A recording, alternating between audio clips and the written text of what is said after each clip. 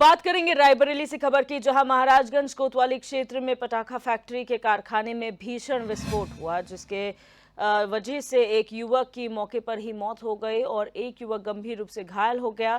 घायल व्यक्ति को स्थानीय लोगों ने स्थानीय सामुदायिक स्वास्थ्य केंद्र पहुंचाया, जहां युवक की हालत नाजुक होने पर उसे जिला अस्पताल रेफर कर दिया गया।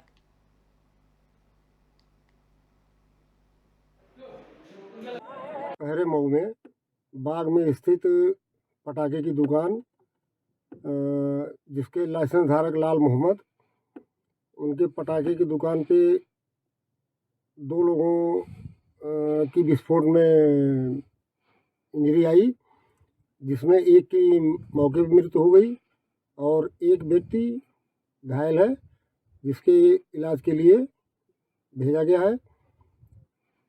मृतक के शव को कब्जे में लेकर के विधिक कार्रवाई की जा रही है। ब्लास्ट इंजरी है और लेफ्ट लोअर लेग फ्रैक्चर दिख रहा है, तो अभी उसको ऑर्थोपेडिक के अंदर एडमिट किया गया।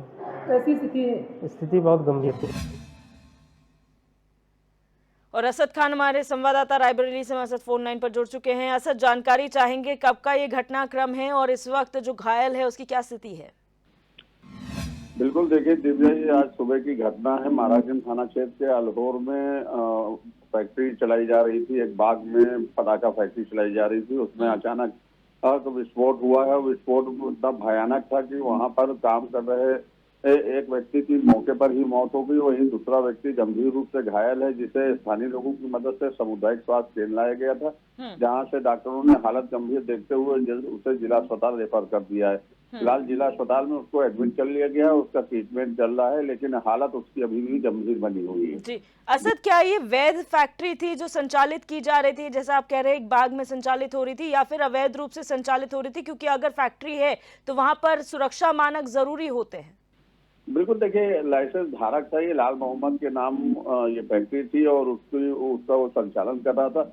क्योंकि जो फैक्ट्री होती है उसका जो मानक रखा गया उसमें फायर किट होनी चाहिए।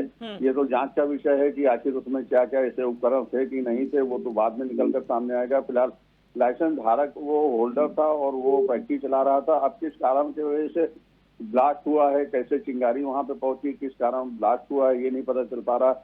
लेकिन एक दर्दनाक हादसा था जिसमें एक व्यक्ति की मौत हो गई और दूसरा अभी जो है वो जिंदगी और मौत की लड़ाई लड़ रहा है। जी बहुत शुक्रिया असद हमारे साथ जुड़ने के लिए और इस मसले को लेकर जानकारी साझा करने के लिए।